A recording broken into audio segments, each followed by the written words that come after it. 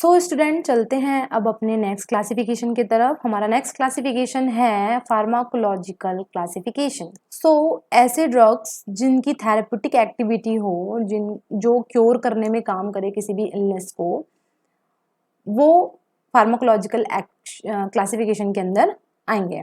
Okay, this system of classification involves the grouping of crude drugs according to the pharmacological action of their chief active constituents और their therapeutic uses। वही कह रहा है कि इस classification के अंदर जो ड्रग की फार्माकोलॉजिकल एक्शन होगी कि बॉडी के अंदर आपकी कोई ड्रग किस तरह से, किस मैकेनिज्म से काम कर रही है, ओके, और उसका क्या केमिकल कंस्टिट्यूएंट्स है जो उसकी फार्माकोलॉजिकल एक्शन देने के लिए रिस्पॉन्सिबल है, एंड फिर फर्दर उसका थेरेप्यूटिक यूजेस, इन तीनों चीज़ों को मिलाकर फार्माकोलॉजिकल क्लासिफिकेशन के अंदर किसी क्रूड ड्रग को क्लासिफाई किया जाता है। जैसे एक कॉमन एग्जांपल दे रही हूँ, एकदम मोस्ट कॉमन ड्रग है क्लोव। क्लोव जो है उसके अंदर यूजेनॉल प्रेजेंट होता है, और यूजेनॉल जो है वो उसकी फार्माकोलॉजिकल एक्शन होती है एज अ डेंटल एनाल्जेसिक की तरह उसे यूज किया जाता है। ओके, तो इसमें इसकी फार्माकोलॉजिकल एक्शन भी आ गई, eugenol as a chemical constituents हो गया, और डेंटल एनाल्जेसिक ये इसका थेरेप्यूटिक यूज हो गया। तो चलिए देखते हैं। An outline for pharmacological classification of fruit drug is as follows. इस तरह से है फार्माकोलॉजिकल आपका जो क्लासिफिकेशन है वो। पहला है drug acting on skin and mucous membrane. ऐसे ड्रग्स जो आपकी स्किन में काम करता है, ये आपकी स्किन है और यहाँ पे जैसे आप अप्लाई कर रहे हैं कोई ड्रग को, तो स्किन के सरफेस पे आप ड्रग को अप्लाई कर रहे हैं, तो क्यों कर रहे हैं? हो सकता है मे बी वो हाइड्रेशन के लिए किया गया हो, और कॉस्मेटिक भी यूज़ कर सकते हो आप उसको एज अ, एंड कोई क्रैक्ड हो गया या फिर हील करने के लिए, तो ऐसे प्रिपरेशंस को आप स्किन एंड म्यूकस मेम्ब्रेन में देखेंगे। इसके अंदर आगे आपका olive oil, wool fat, beeswax and sesame oil. Olive oil जो है वो मोस्ट कॉमन ऑयल है, इसको मालिश के लिए यूज़ किया जाता था बचपन में भी। और वूल फैट जो है उसको ऑइंटमेंट, बीजवैक्स एंड वूल फैट दोनों ऑइंटमेंट प्रिपरेशन के लिए होता है। सीसम ऑयल भी कॉस्मेटिक्स में बहुत यूज़ किया जाता है। नेक्स्ट है आपका drug acting on GIT, gastrointestinal tract में कौन कौन से आपके ड्रग काम करते हैं। सो पहला है आपका बीटर। बीटर्स मतलब नाम सही लग रहा है भाई, बहुत कड़वी कोई चीज़ के बारे में बात कर रहा है। तो बीटर्स बिटर इन टेस्ट होते हैं, और इनका बेसिकली काम ये होता है कि ये आपकी भूख को बढ़ाने का काम करते हैं, इम्प्रूव करता है एपेटाइट को, एंड डाइजेशन भी एज वेल एज इम्प्रूव करता है। तो उसके अंदर आपका आएगा cinchona and gentian. Okay, next is carminative. Carminative ऐसे एजेंट को बोला जाता है जो फॉर्मेशन ऑफ गैस को प्रिवेंट करें। एसिडिटी जो हो जाती है उससे आपका गैस जो बनता है पेट में, उसको ये ठीक करने का काम करता है। जैसे मेंथा मतलब पुदीना, पुदीना तो करता ही है, ओके, और कार्डमम, कार्डमम इलायची को बोलते हैं। नेक्स्ट है इमेटिक्स। इमेटिक्स जो है वो ऐसे सब्सटेंस होते हैं जो नौसिया और वोमिटिंग क्या करते हैं, कॉज करते हैं। अब आपको ये लगेगा कि भैया जो हमको नौसिया करवाए, वोमिटिंग करवाए, वो हम क्यों लेंगे बॉडी में? तो इसको रेयर केसेस में लिया जाता है, जैसे कि लाइक पॉइजनिंग के केसेस में। अगर किसी टॉक्सिन से पॉइजनिंग हो गई बॉडी में, तो उसको बाहर रिमूव करने के लिए इमेटिक्स दिया जाता है, और ये इसका जो ड्रग है वो है एपिकैकुना, एपिकैक भी बोलते हैं इसको। Next is anti amoebics. Anti amoebics जो हैं वो ऐसे ड्रग्स होते हैं, नाम से ही लग रहा है अमोबिक्स है मतलब अमीबियासिस, अमीबिया से होने वाला जो डिजीज होता है अमीबियासिस, उसको ठीक करने के लिए ऐसे कौन कौन से ड्रग्स हैं, उसमें आपका है कुर्ची और एपिकैक दोनों। नेक्स्ट है बल्क लैक्सेटिव। बल्क लैक्सेटिव जो है वो कॉन्स्टिपेशन के केसेस में दिया जाता है। ये वाटर कंटेंट को एब्जॉर्ब करके स्टूल को सॉफ्टर बनाने का काम करता है, ताकि वो क्या हो सके, इजिली बॉडी से पास हो सके आपके इंटेस्टाइन एंड कोलोन से। Okay, next is purgatives. Purgatives ऐसे एजेंट को बोला जाएगा, इसका भी यूज जो है वो कॉन्स्टिपेशन में ही यूज किया जाता है, बट थोड़ा सा मैकेनिज्म अलग है इसका, कि ये जो है वो क्लींजिंग का काम करता है by the evacuation of bowel. From the colon. Okay, इसके अंदर आता है senna and castor oil. Next is peptic ulcer. Peptic ulcer जो है मतलब पेट में जो छाले बन जाते हैं उसको आप पेप्टिक अल्सर बोलोगे, और वो दो रीज़न से हो सकता है। एक तो फर्स्ट है आपका एक्सेस अमाउंट में अगर HCl का प्रोडक्शन हो रहा है, एसिड का प्रोडक्शन हो रहा है पेट में, तो उससे छाले हो सकते हैं। दूसरी चीज़ है H. पायरोली जो बैक्टीरिया होता है उसके इन्फेक्शन से भी पेप्टिक अल्सर होता है। तो उसके ट्रीटमेंट में लिक्वराइज जो मुलेठी है उसका यूज़ किया जाता है। उसमें मुलेठी में एक ग्लाइसीरेटिनिक नाम का एक केमिकल कंस्टिट्यूएंट होता है जो कि पेप्टिक अल्सर को ट्रीट करने के लिए यूज़ किया जाता है। Next is drug acting on respiratory system. अब रेस्पिरेटरी सिस्टम में देख लेते हैं कौन कौन से ड्रग आते हैं। पहला है एक्सपेक्टोरेंट्स। सो ये एक्सपेक्टोरेंट्स जो हैं ये बेसिकली एक कफ मेडिसिन होता है। ओके, ये क्या करता है, जो आपके एयर में म्यूकस जमा होते जाते हैं या फिर जो रहता है उसको थिनिंग का काम करता है और एयरवे को क्लियर करने का काम करता है एक्सपेक्टोरेंट। कफ सिरप में ये क्या होता है, डला हुआ होता है। ठीक है, तो इसमें कौन कौन से ड्रग्स आ सकते हैं आपके, एक तो है लिक्वराइज और दूसरा है वसाका। और भी ड्रग्स आते होंगे बट यहाँ पे हम सबके दो दो एग्जाम्पल देखते जा रहे हैं। Okay, next is antitussive. Antitussive जो है वो भी आपके कफ मेडिसिन में आता है और इसका जो काम है वो कफ को सप्रेस करने के लिए करते हैं। जो बहुत ज़्यादा खांसी आती है तो आप क्या देखते हो, ये भी कफ सिरप में होता है और खांसी को ठीक करने का काम करता है ये। ठीक है, इसके अंदर आपका क्या होगा, ओपियम। ओपियम से आपको कोडिन और नॉस्केपिन मिलता है, दो केमिकल कंस्टिट्यूएंट्स हैं इसके। तो आपने देखा होगा मार्केट में कोडिन नाम का पहले सिरप आता था। ठीक है, तो ये उसी के नाम पे रखा गया है बेसिकली, और ये जो कोडिन है वो आपके कफ को ठीक करने का काम करता है। Next is bronchodilators. सो ये जो ब्रोंकोडाइलेटर्स होते हैं इसके बारे में पहले बताती हूँ कि जो आपका जो ब्रोंकाई होता है, ठीक है, ब्रोंकाई में मसल स्पाज्म की वजह से क्या हो जाता है, कंस्ट्रिक्शन हो जाता है। कंस्ट्रिक्शन होने की वजह से क्या होता है, सांस लेने में दिक्कत होती है। तो ब्रोंकोडाइलेटर्स क्या करते हैं, जो आपका मसल स्पाज्म है उसको रिलैक्स करने का काम करता है, स्पाज्म को, एंड वाइडनिंग करता है ब्रोंकाई को, जिससे क्या होता है फिर सांस प्रॉपर तरीके से आती है। जैसे कि अस्थमा के जो पेशेंट हैं, तो अस्थमा के पेशेंट्स के जो मतलब इनहेलर होता है उसमें क्या होता है, ब्रोंकोडाइलेटर ही डले होते हैं। साल्ब्यूटामॉल बहुत ज्यादा मोस्ट कॉमन है, आप लोगों ने सुना भी होगा। सो ये ब्रोंकोडाइलेटर आपको क्या करते हैं, जो आपका लंग्स का जो मसल है उसको रिलैक्स करने का काम करता है। इसमें कौन कौन से ड्रग्स होते हैं, एफेड्रा होता है, इसका मोस्ट कॉमन यूज हमने पढ़ा भी था, एफेड्रा का अस्थमा में यूज होता है। T, theophylline.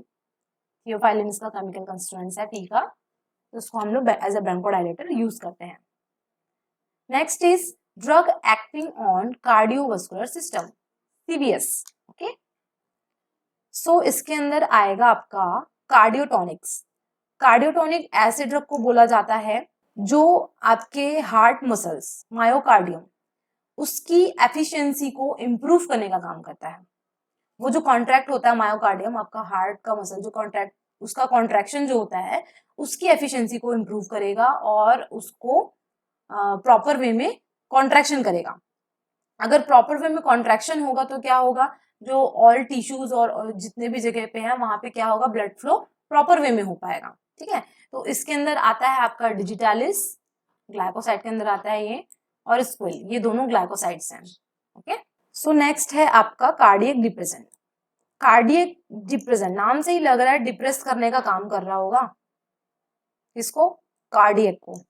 ओके, तो ये डिप्रेस करके क्या कर रहा है, यहाँ पे आपका हार्ट रेट को डिक्रीज करेगा और साथ ही साथ आपकी हार्ट बीट को भी डिप्रेस करेगा। नेक्स्ट अब हम आ जाते हैं वासोकंस्ट्रिक्शन पे।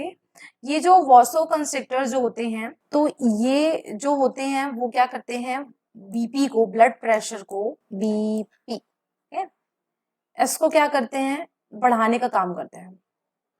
ठीक है, बाय दी क्या, ये बीपी कैसे बढ़ जाएगा, आपका जो मसल्स जो होते हैं, ब्लड वेसल्स जो मसल्स होते हैं, जैसे कि आपका ये ब्लड वेसल है, उसके कॉर्नर पे जो मसल्स होते हैं उनको क्या करेगा, नैरोइंग कर देगा, और उससे क्या हो जाएगा, आपका जो ब्लड का प्रेशर है फ्लो होने का वो क्या हो जाएगा, बहुत ज्यादा हाई हो जाएगा।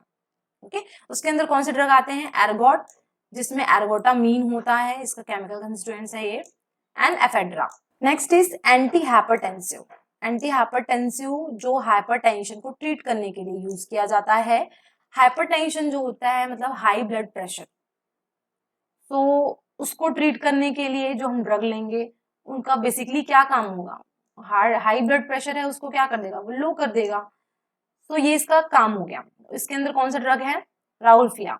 राउल्फिया के अंदर रेजरपीन होता है, हमने पहले भी पढ़ चुका है पिछले स्लाइड्स में, तो वो एज अ एंटी हाइपरटेंसिव काम करेगा।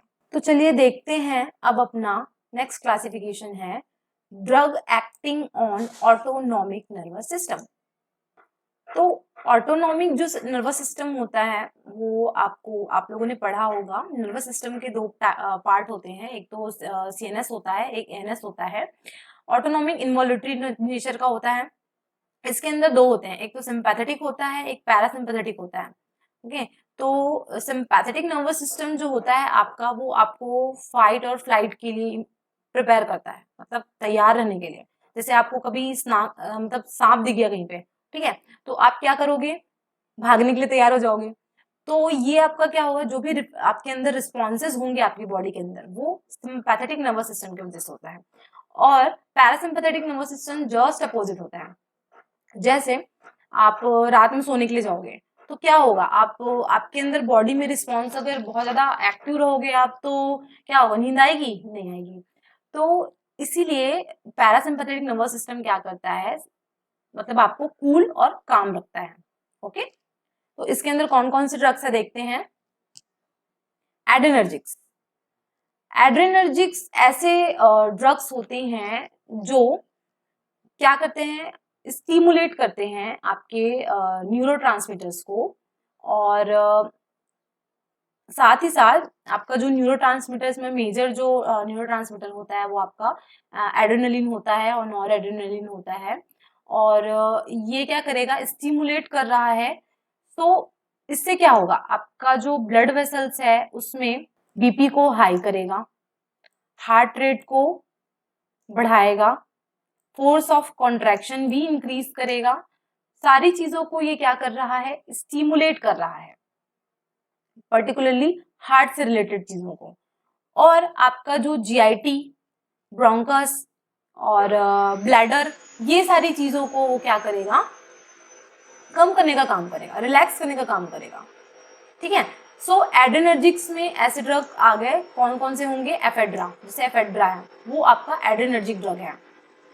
तो ये क्या करेगा, आपका बेसिकली जो हार्ट है उसको बढ़ाएगा, हार्ट रेट को। ठीक है, next is cholinergics. So cholinergics ऐसे ड्रग्स को बोला जाता है जो क्या करेगा, आपको या तो इनहेंस करेगा या इनहिबिट करेगा of the action of acetyl choline. इसका जो मेजर न्यूरोट्रांसमीटर होता है, एसीएच शॉर्ट टर्म में उसको बोलते हैं, वो क्या होता है, एसिटाइल कोलिन होता है। एसिटाइल कोलिन को ये या तो इनहिबिट करेगा या तो इसके रिस्पॉन्स को बढ़ाएगा। और इससे क्या होगा, ये हार्ट रेट को कम कर देगा, आपकी जो हार्ट रेट है वो कम हो जाएगी, और जितने भी आपके बॉडी के सिक्रीशंस हैं उनको हाई कर देगा। ठीक है, सो इसके अंदर आने वाले ड्रग्स जो हैं वो होते हैं फाइसोस्टिग्मा और पिलोकार्पस, ये आपके कोलिनर्जिक्स ड्रग्स हैं। Next is anti cholinergics. Cholinergics का जस्ट अपोजिट क्या हो जाएगा, आपका एंटी कोलिनर्जिक्स।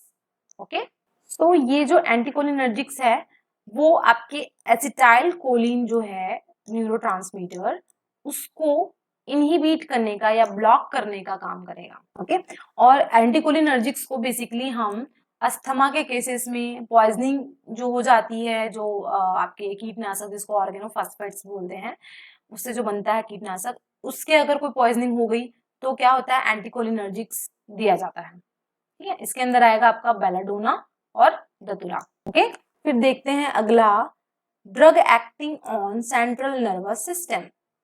यहाँ पे हमने एएनएस के बारे में पढ़ा था, ऑटोनॉमिक नर्वस सिस्टम। यहाँ पे हम सेंट्रल नर्वस सिस्टम के बारे में पढ़ेंगे। इसमें पहला है आपका सेंट्रल एनाल्जेसिक्स। एनाल्जेसिक्स का मतलब होता है पेन किलर या पेन रिलीवर। उसमें आता है आपका ओपियम, जिसका केमिकल कंस्टिट्यूएंट्स है मॉर्फिन। हमने पहले के स्लाइड्स में भी पढ़ा था कि मॉर्फिन को एज एनाल्जेसिक्स बहुत यूज किया जाता है। इसके जो भी डेरिवेटिव्स और भी होते हैं उसको भी हम एनाल्जेसिक्स के रूप में यूज करते हैं। Next is CNS stimulant. अब देखिए, सीएनएस स्टिमुलेंट जो होते हैं वो आपके सीएनएस मतलब सेंट्रल नर्वस सिस्टम को क्या करेगा, स्टिमुलेट करेगा। स्टिमुलेट करना दैट मीन्स किसी बॉडी का जो केमिकल मैसेंजर्स होते हैं या केमिकल्स होते हैं उसको क्या करना है, इनहेंस कर देना या इम्प्रूव कर देना, उसको क्या बोलेगा, स्टिमुलेंट बोलेगा। तो यहाँ पे आपका जो सीएनएस है उसको स्टिमुलेंट करके आपके बॉडी के केमिकल्स को हाई कर देगा, और जिससे आपका जो सीएनएस है वो क्या हो जाएगा, बहुत ज्यादा अलर्ट हो जाएगा और आप अच्छे तरीके से किसी भी चीज पे फोकस कर पाओगे। आपकी फिजिकल एक्टिविटी बढ़ जाएगी, आपकी मेंटल जो एबिलिटी है वो भी थोड़ी सी बढ़ जाएगी, आप फोकस्ड और कंसंट्रेटेड हो जाओगे। ओके, और उसका एग्जाम्पल है, सबसे मोस्ट कॉमन एग्जाम्पल कॉफी, जिसमें कैफीन होता है ना, कॉफी पीने के बाद नींद भग गई, रात भर पढ़ना है, इस टाइप से जो चलता है ये सीएनएस स्टिमुलेंट का काम करता है, उसके वजह से होता है। नेक्स्ट है आपका एनालेप्टिक्स।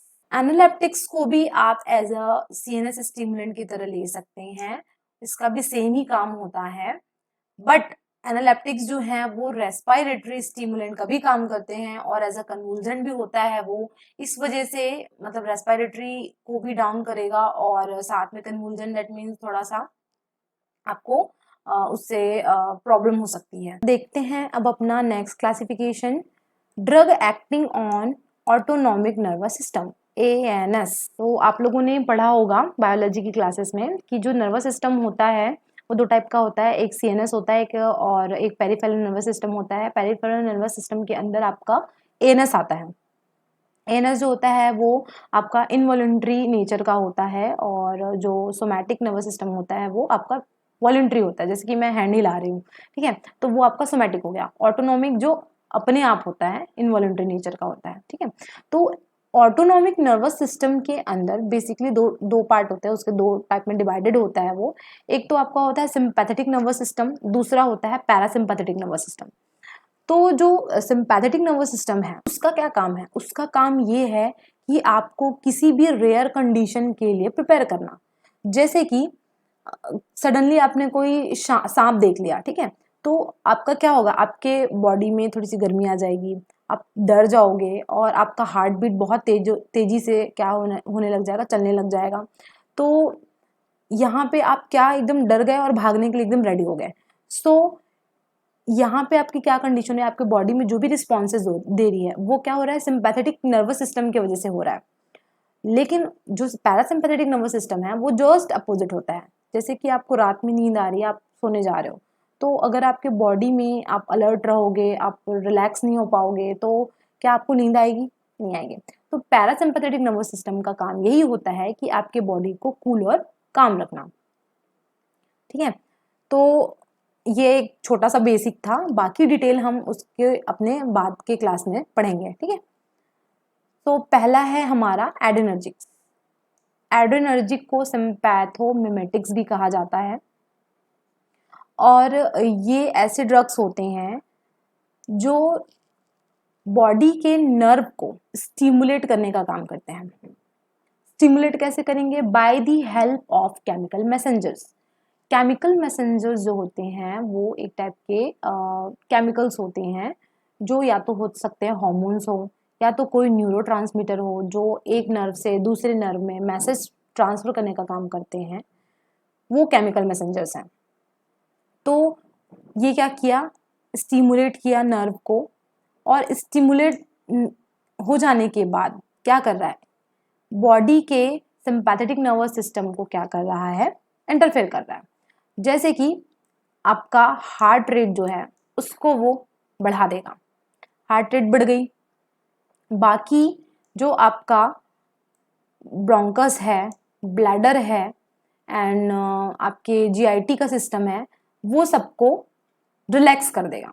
हार्ट को स्टिमुलेट कर दिया और बाकी जितने भी ब्रोंकस, ब्लैडर एंड आपका रेस्पिरेटरी सिस्टम, ये सभी को कम कर दिया। ठीक है, तो एड्रेनर्जिक्स ड्रग में जो आपका जो बेसिक जो मेजर न्यूरोट्रांसमीटर होता है वो होता है एड्रेनलिन और नॉर एड्रेनलिन। तो एड्रेनलिन आप लोगों ने मूवीज में देखा होगा कि सडन कार्डियक अरेस्ट आ गया तो क्या करता है, वो इंजेक्शन में लिया जाता है एक इंजेक्शन और सीधा हार्ट पे लगा दिया जाता है। तो वो क्या होती है, एड्रेनलिन की इंजेक्शन होती है। एड्रेनलिन जो होता है उसका बेसिक काम देखिए यहाँ पे हो रहा है ना कि हार्ट रेट को एकदम बढ़ा दिया, हार्ट रेट बढ़ गई, आपका फोर्स ऑफ कॉन्ट्रैक्शन बढ़ गया, फोर्स ऑफ कॉन्ट्रैक्शन बढ़ गया आपका। ठीक है, तो एकदम से हार्ट क्या हो गई, रिस्पॉन्स करना चालू कर गए। तो ये इसका काम होता है एड्रेनर्जिक्स ड्रग्स का। ओके, इसमें जो ड्रग होता है आपका क्रूड ड्रग वो होता है एफेड्रा, और एफेड्रा से ही क्या मिलता है, एफेड्रीन वगैरह जो केमिकल कंस्टिट्यूएंट्स मिलते हैं। नेक्स्ट है आपका, फिर है आपका कोलिनर्जिक सिस्टम। कोलिनर्जिक्स जो होता है ये पैरासिम्पैथोमिमेटिक्स भी बोलते हैं इसको। इसके अंदर क्या होता है, इसके अंदर मेजर जो आपका न्यूरोट्रांसमीटर होता है वो होता है एसिटाइल कोलिन, ACH जिसको शॉर्ट में बोलते हैं। ये इसके न्यूरोट्रांसमीटर को क्या करता है, आइदर इनहेंस करेगा या इनहिबिट करेगा और उसके थ्रू ये एक्शन प्रोड्यूस करता है। तो इसमें कोलिनर्जिक जो होता है वो आपका जस्ट अपोजिट काम करेगा, ये हार्ट रेट को कम करने का काम करेगा। मतलब आपका हार्ट को रिलैक्स कर दिया और बाकी जितने आइदर बॉडी सिक्रीशंस होते हैं, स्वेट हो गया, स्वेट ग्लैंड हो गया, सलेवरी हो गया, ये सबको क्या करेगा, इंक्रीज करने का काम करेगा। मतलब उनको स्टिमुलेट कर दिया और हार्ट को रिलैक्स कर दिया। कोलिनर्जिक्स का ये बेसिक काम होता है। तो इसमें कौन कौन से ड्रग हैं आपके, फाइसोस्टिग्मिन एंड पिलोकार्पस। ओके, फिर आता है हमारा एंटी कोलिनर्जिक्स। एंटी कोलिनर्जिक्स जो है कोलिनर्जिक्स का जस्ट अपोजिट होगा। इसमें एसिटाइल कोलिन के एक्शन से क्या हो रहा था, आपका हार्ट रेट डिक्रीज वगैरह हो रहा था। तो एंटीकोलिनर्जिक जो है वो इसी एसिटाइल कोलिन को क्या करने का काम करेगा, ब्लॉक करने का काम करेगा या इनहिबिट करने का काम करेगा। और एंटीकोलिनर्जिक्स को जैसे अस्थमा हो गया, अस्थमा के केसेस में दिया जाता है। पॉइजनिंग विद ऑर्गेनोफॉस्फेट्स, ऑर्गेनोफॉस्फेट से अगर पॉइजनिंग हो जाएगी उसके वजह से भी उसको दिया जाएगा। इनमें इसका यूजेस होता है। तो इसके अंदर कौन कौन से ड्रग हैं आपका, बेलाडोना एंड दतुरा। फिर आता है हमारा next classification, drug acting on central nervous system. यहाँ पे हमने पढ़ा था ANS के बारे में, यहाँ पे हम CNS के बारे में पढ़ेंगे। पहला है सेंट्रल एनाल्जेसिक्स। एनाल्जेसिक्स ऐसे ड्रग्स होते हैं जो पेन रिलीविंग का काम करते हैं या पेन किलर भी कहा जाता है। तो पेन जब बहुत ज़्यादा हो रहा है तो आप कौन से ऐसे ड्रग्स दे सकते हो, उसमें ओपियम। ओपियम से बहुत सारे केमिकल कंस्टिट्यूएंट्स मिलते हैं, कोडीन, नॉस्कैपिन पढ़ा था हमने प्रीवियस स्लाइड्स में। यहाँ पे मॉर्फिन मिलता है और उसको एज अ एनाल्जेसिक्स की तरह यूज किया जाता है। ओके, नेक्स्ट है हमारा CNS स्टिमुलेंट्स। नाम से ही लग रहा है कि CNS को स्टिमुलेट करेगा। ओके, और स्टिमुलेट करके क्या करेगा, ये आपके बॉडी में जो केमिकल्स होते हैं उनका लेवल को हाई कर देगा, आपको अलर्ट कर देगा। इस फिजिकल एक्टिविटी आपकी बढ़ जाएगी, कंसंट्रेशन आपका बढ़ जाएगा। और मोस्टली ऑफिसों में आपने देखा होगा कि कॉफ़ी ही दिया जाता है पीने के लिए, ताकि आप और ज़्यादा अलर्टेड रह के आप काम कर सको। ठीक है, तो उसमें कौन सा होता है, कॉफ़ी आपका CNS स्टिमुलेंट का काम करेगा। ओके, नेक्स्ट है हमारा एनालेप्टिक्स।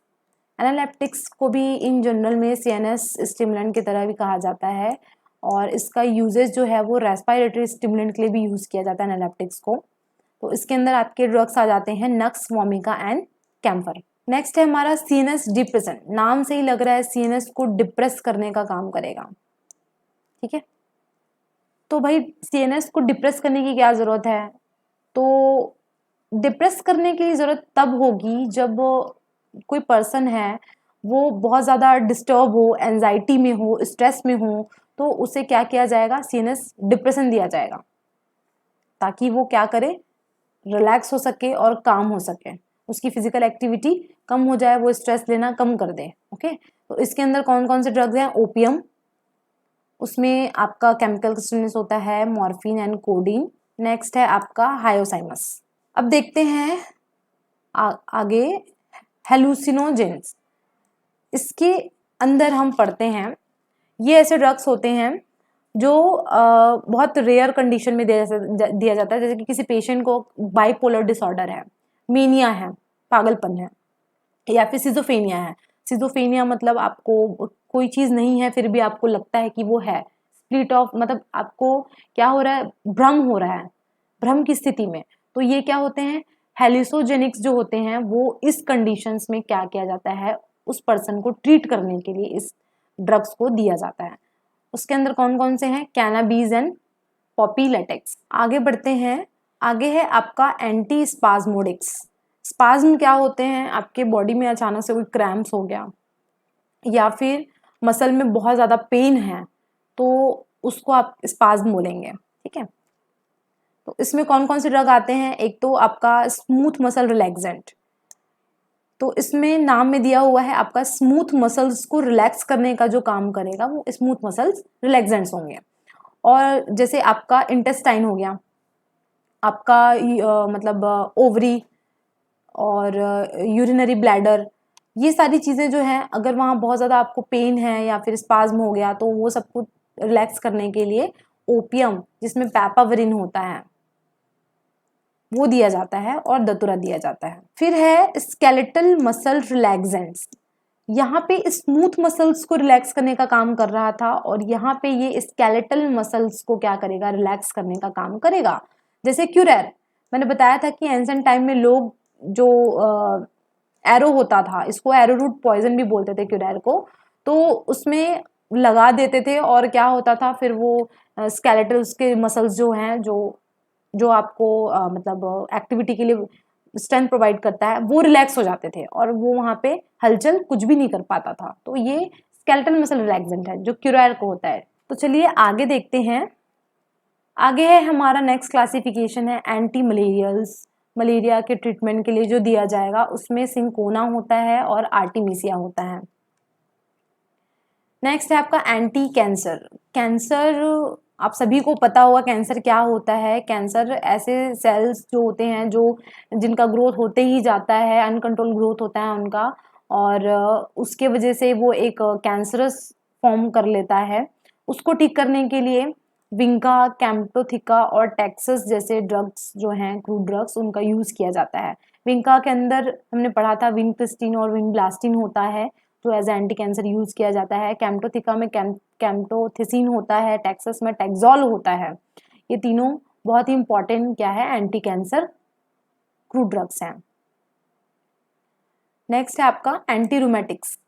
रूमेटिज्म में क्या होता है? बहुत ज़्यादा आपके जॉइंट्स में इन्फ्लामेशन और पेन हो जाता है और उसी को ट्रीट करने के लिए जो ये ड्रग्स दिए जाते हैं, इसके एग्जांपल्स है एकोनाइट एंड कॉल्चिकम। अगला है आपका एंथेलमिन्स या एंथेलमिंटिक। तो इसके अंदर जो एंथेलमिन्स होते हैं आपके जो वॉर्म्स इस टाइप के तो ये वॉर्म्स को किल करने के लिए, ये कहाँ होता है? एक तो इंटेस्टाइन में हो सकता है, कुछ कुछ टिश्यूज में भी हो सकते हैं। तो इनको ठीक करने के लिए क्वासिया या विदनाक, ये वाला क्रूड ड्रग दिया जाता है। एंस्ट्रिंजेन। एंस्ट्रिंजेन जो है वो ऐसा एक कंपाउंड या ऐसे कोई एजेंट्स होते हैं जो आपके बॉडी के फ्लूइड सिक्रीशन को क्या करता है? ड्राई अप करने का काम करता है। इसको कभी कभी आप कट लग जाने की वजह से जो ब्लड सिक्रीशन होता है उसको कम करने के लिए भी दिया जाता है। मतलब ये टाइटन करेगा टिश्यूज को वहां के। ठीक है, उसमें कौन कौन से हैं? मायरोब्लान एंड आर्टिमिसिया। फिर आता है आपका local anaesthetics. Local anaesthetics, anaesthesia मतलब बेहोश कर देना किसी को। ओके, बट यहाँ पे एनेस्थेटिक्स बोल रहा है और वो भी लोकल बोल रहा है, तो मतलब किसी एक पर्टिकुलर एरिया को बॉडी के वहां पे के एरिया को क्या कर देना? अनकॉन्शियस, मतलब उसको शून्य कर देना। तो वो क्या हो जाएगा? लोकल एनेस्थेटिक्स हो जाएंगे। सर्जरी में इसका बेसिकली यूज किया जाता है, उसमें कोका प्लांट से लिया जाता है। नेक्स्ट है आपका इम्यूनोमॉड्यूलेटरी एजेंट। इम्यूनोमॉड्यूलेटरी एजेंट ऐसे एजेंट्स होते हैं जो आपके इम्यून सिस्टम को बढ़ाने का काम करते हैं। और अभी कोरोना में आप सभी अच्छे से समझ गए होंगे कि इम्यून सिस्टम क्या होता है भाई, ठीक है ना। तो ये जो है, ये जो ड्रग्स एजेंट जो होते हैं उसमें कौन कौन से ड्रग्स आते हैं, देखिए अश्वगंधा आता है, तुलसी आता है, सभी तुलसी का चाय बना बना के पी रहे हो घर पे, सभी को पता होगा यार, तो वो भी हो गया। जिनसेंग, जिनसेंग जो है आपने एक मार्केटेड प्रिपरेशन देखी होगी रिवाइटल, रिवाइटल में क्या होता है, उसमें बहुत सारे विटामिन भी होते हैं, साथ में उनमें जिनसेंग भी होता है। जिनसेंग आपकी इम्यूनिटी को बूस्ट करने का काम करता है, ठीक है। तो मोस्ट कॉमन एग्जांपल क्या है उसका, रिवाइटल। फिर आ जाता है आपका इम्यूनाइजिंग एजेंट। इम्यूनाइजिंग एजेंट मतलब आपकी बॉडी को इम्यूनाइज करेगा और एंटीबॉडी प्रोडक्शन करेगा।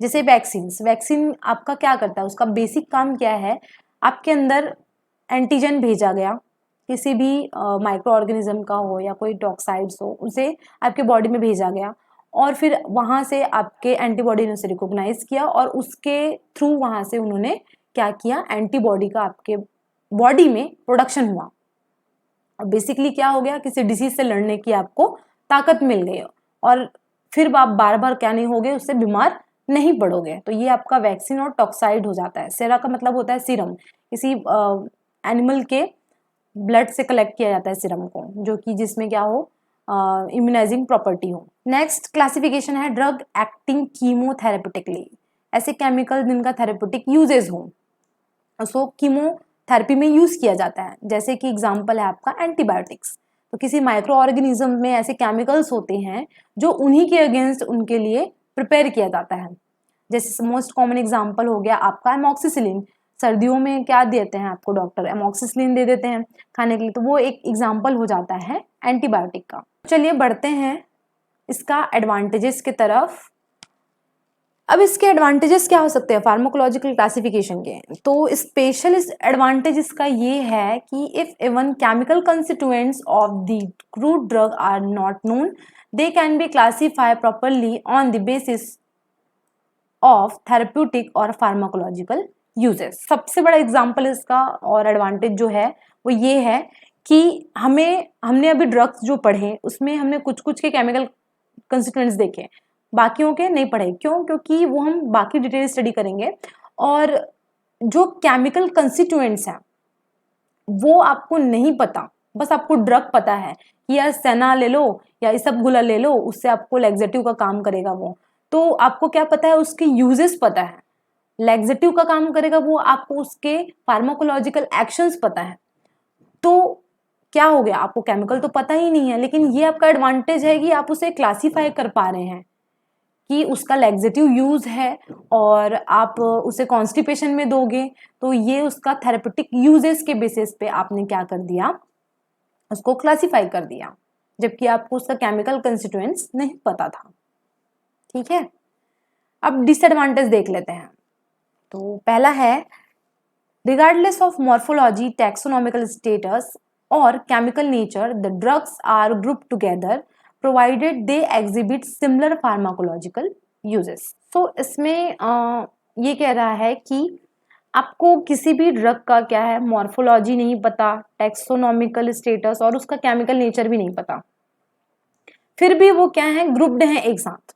जैसे कि एग्जांपल के लिए बताती हूँ, यहाँ एंटी कैंसर आपको नहीं पता विंका के अंदर क्या है, कैम्टोथिका के अंदर क्या है, टेक्सस के अंदर क्या है, उसका केमिकल नेचर, बायोलॉजिकल, टैक्सोनॉमी कुछ भी नहीं पता, लेकिन फिर भी आपने एज एंटी कैंसर उसे ग्रुप्ड दे दिया गया है, क्लासिफाई कर दिया गया है। तो ये क्या हो रहे हैं, क्योंकि उसके सिमिलर क्या हो रहे हैं, फार्माकोलॉजिकल उसके यूजेस हैं, उसके बेसिस पे आपने उन्हें ग्रुप कर दिया गया है। जैसे एग्जांपल है यहाँ पे, सेना, कैस्टर ऑयल और जला are group together as a purgative और लैक्सेटिव। वही कॉन्स्टिपेशन के लिए कह रहा है कि सेना को, कैस्टर ऑयल और जला तीनों को यूज किया जाता है, ठीक है, एज अ परगेटिव और laxative because of their pharmacological action. इनके फार्माकोलॉजिकल एक्शन सेम होने की वजह से इन्हें साथ में रख दिया गया है in pharmacological classification, but they are different group of drug. Next है आपका some of the drugs could be classify under 2 और 3 pharmacological headings since they exhibit 2 different actions. Example cinchona. अब इसका सबसे बड़ा डिसएडवांटेज जो है वो ये है कि कुछ कुछ ऐसे ड्रग्स होते हैं जिनके 2 से ज़्यादा फार्माकोलॉजिकल एक्शंस हो सकते हैं, तो उन्हें क्या कर दिया गया है, अलग अलग ग्रुप में भी दिया गया है। तो आप कंफ्यूज हो जाओगे कि आप उसे कैसे क्लासीफाई करोगे। जैसे एग्जांपल के लिए सिंकोना, हमने पढ़ा था सिंकोना को कि एज अ एंटी मलेरियल हम उसे यूज करते हैं और एज अ बीटा टॉनिक भी हम उसे यूज करते हैं जो एपेटाइट को बढ़ाता है। तो यहाँ पे इसका दोनों यूज हो गया। एक और एग्जांपल था आर्टिमिसिया, उसको भी as a anti malarial use किए थे हम लोग। और प्रीवियस स्लाइड में आपको दिखाती हूँ, artemisia as a anti malarial and as a astringent, ये दोनों में आर्टिमिसिया का यूज हो रहा है। तो यहाँ पे इसकी 2 प्रॉपर्टी हुई, तो ये इसका बहुत बड़ा डिसएडवांटेज हो जाता है। तो चलिए देखते हैं हमारा आखिरी क्लासिफिकेशन क्या है, कीमोटैक्सोनॉमिक क्लासिफिकेशन। नाम से ही लग रहा है, कीमो का मतलब होता है केमिकल और टैक्सोनॉमी। तो यहाँ पे कीमो और टैक्सोनॉमी दोनों दी गई है और दोनों के अकॉर्डिंग क्लासिफिकेशन हमें देखने मिलेगा। In this system of classification, the equal importance is given for taxonomical status and chemical constituents. यहाँ पे हम बात करेंगे ड्रग के केमिकल कंस्टिट्यूएंट्स के बारे में और उसके टैक्सोनॉमिकल स्टेटस के बारे में, दोनों को यहाँ पे इक्वल इंपॉर्टेंस दिया गया है। It is based on existence of relationship between chemical constituents in various plants. ये कह रहा है कि जो कीमोटैक्सोनॉमिक क्लासिफिकेशन होता है वो एक रिलेशनशिप जताता है किसके बीच में, अलग अलग प्लांट्स हैं और उनके केमिकल जो होते हैं वो सेम होते हैं, तो वो उन प्लांट्स के बीच में एक इंटर रिलेशनशिप बताएगा कि इन सब प्लांट्स की जो, जैसे मान लीजिए फैमिली सेम है और केमिकल कंस्टिट्यूएंट्स भी सेम है, तो ये प्लांट जो है आपको कैटेगराइज कर दिया गया है कि इस आपको कैटेगरी से, इस फैमिली से आपको मिलेगा। जैसे एग्जांपल हम आगे देखेंगे, the knowledge of chemotaxonomy could serve as a basis for the classification of drug. तो अगर आपको कीमोटैक्सोनॉमी का नॉलेज है तो ये क्या होगा, किसी भी क्रूड ड्रग के क्लासिफिकेशन का आधार बनेगा, एक बेस देगा ये। Okay, there are certain types of chemical constituents which are characterized of certain classes of plants. बहुत सारे टाइप के केमिकल्स प्रेजेंट होते हैं, आप सभी ने अभी देख भी लिया होगा कि ओपियम में ही जैसे मॉर्फिन हो गया और कोडीन हो गया, बहुत सारे केमिकल कंस्टिट्यूएंट्स होते हैं। तो कुछ भी हो सकता है आपका केमिकल कंस्टिट्यूएंट्स, उसके बेसिस पे बहुत सारे प्लांट्स के क्लासेस में ये अवेलेबल होते हैं। जैसे एग्जाम्पल के लिए दिखाते हैं, पहला एग्जाम्पल है ट्रोपिन एल्कलॉइड। ट्रोपिन एल्कलॉइड एक केमिकल है जो सोलेनेसी फैमिली के प्लांट्स में मिलता है, और सोलेनेसी फैमिली के जो एग्जाम्पल्स हैं वो आपके हायोसाइमस, दतूरा और बेलाडोना और साथ ही साथ कोका भी है। तो देखिए, हायोसाइमस, दतूरा, बेलाडोना, कोका, ये सब की टैक्सोनॉमी जो है, स्पेसीज, ऑर्डर, जेनेरा, सब कुछ बहुत अलग अलग है, मगर इनकी जो फैमिली है वो है सोलेनेसी। और इसमें जो केमिकल मिलता है ट्रोपिन एल्कोलॉइड वो सेम है। तो केमिकल कंस्टिट्यूएंट्स के बेसिस पे उनकी फैमिली सेम हो गई और उन्हें एक कैटेगरी में रख दिया गया कि ट्रोपिन एल्कोलॉइड के अंदर आपके ड्रग आएंगे hyoscyamus, दतूरा, belladonna and Coca. Next classification भी देख लेते हैं, जैसे कि रूटीन। रूटीन जो है वो रूटेसी फैमिली के प्लांट्स में मिलता है और उसका सबसे बड़ा एग्जाम्पल जो है आपका कॉमन एग्जाम्पल वो है लेमन एंड ऑरेंज। ये दोनों में रूटीन नाम का एक केमिकल मिलता है, इस वजह से इनको एक ही फैमिली में कैटेगराइज कर दिया गया है। ठीक है, तो ये सबसे बड़ा इसका एडवांटेज भी हो सकता है कि आपको एक ही टाइप के केमिकल्स एक ही टाइप के फैमिली में देखने को मिलेगी और उसमें आप सारे ड्रग्स को इंक्लूड कर दोगे। तो आज का सेशन यहीं पे ख़त्म होता है स्टूडेंट्स, और अगर आपको वीडियो पसंद आ रहे हैं तो stay connected with our channel Pharmacelia. Thank you.